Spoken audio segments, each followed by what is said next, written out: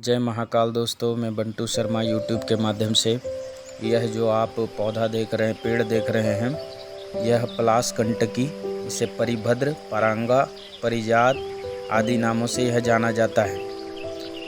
यह पलाश के ही जाति का वृक्ष है जिसे पलाश कंटकी। इसके भी दो प्रजाति हैं। यह तो केसरिया फूलों वाला है, एक सफ़ेद फूलों में भी यह आता है कंटक पलाश, जो कि बहुत ही दुर्लभ होता है।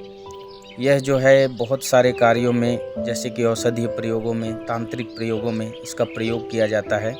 सर्वप्रथम इसका मैं कुछ तंत्र प्रयोग जो होता है उसे मैं बताता हूँ, जो गुरुओं के द्वारा मुझे इसके ज्ञान को प्राप्त किया हूँ मैं।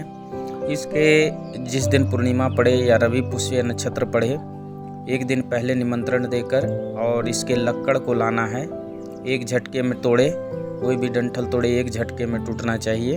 अब उसका कील बना लेना है, 4 अंगुल बराबर कील बना करके, और एक मंत्र मैंने अपने वीडियो में डाला है यूट्यूब पर, तो उसे पढ़ के 21 बार इस मंत्र से अभिमंत्रित करके अगर चारों कोनों में गाड़ कर और 5वें जो है द्वार के पहले प्रथम द्वार पर अगर गाड़न कर देते हैं तो उस घर में किसी भी तरह का तांत्रिक प्रक्रिया काम नहीं करता।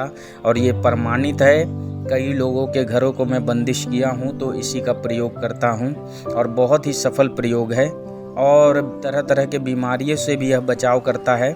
इसके अगर पत्तों का धुआं किया जाए और इस मंत्र के द्वारा, जो मैंने मंत्र डाला है औषधि मंत्र, उसके द्वारा भी मंत्रित करके इसके और आम के पत्ते के साथ मिलाकर अगर हवन किया जाए, उसके धूम्र जहाँ तक दाते हैं तो वहाँ के क्षेत्र में जो भी बैक्टीरिया, कीटाणु कुछ भी हो, रोग के जो कण होते हैं कुछ भी, तो वो सभी को यह समाप्त कर देता है। यह प्रमाणित है। और एक इसका प्रयोग बताता हूँ। अगर किसी के कान में दर्द है, बहुत पुराना दर्द है और ठीक नहीं होता, तो इस कंटक पलाश के जो पत्ते हैं इसको पीस कर इसका रस निकाले, हल्का गर्म करें और हल्का गर्म करने के बाद 2-2 बूंद कान में टपकाने से वो कितना भी पुराना दर्द हो, कान का बहना हो, सब बंद हो जाता है।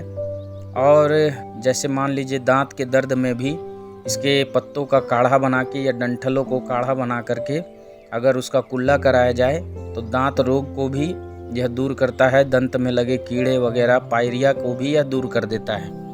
इसका प्रमाणित है। और इसके जड़ों को अगर पाउडर बना करके 2-2 ग्राम की मात्रा में अगर दूध के साथ लेते हैं तो यह बाजी कारक भी है। अगर इसके जड़ को कमर में बांधकर अगर किसी भी तरह का आप क्रिया कर रहे हैं, तांत्रिक प्रक्रिया कर रहे हैं, तो इसके जड़ों को कमर में बांधकर करने से किसी भी तरह का विघ्न नहीं आता। ये तंत्र का एक बहुत ही महत्वपूर्ण पौधा जो कि मैं आप सबों के बीच प्रस्तुत किया हूँ। कहीं कहीं पे इसे कमरकस लकड़ी के नाम से भी यह जाना जाता है, जो कि चर्म रोगों में इसके राख का और तिल के तेल के साथ मिश्रण करके चर्म रोगों में भी यह लगाया जाता है। अगर मान लीजिए किसी का बाल बच्चे में भी प्रॉब्लम होती है तो इसके लक्कड़ को और पुत्र जीवक के जड़ को, दोनों को अगर पीस कर पिला दिया जाए तो कैसा भी बंधन किया हुआ हो उस स्त्री को, तो वह बंधन कट जाता है और संतान की प्राप्ति होती है। ऐसा इसका प्रयोग होता है।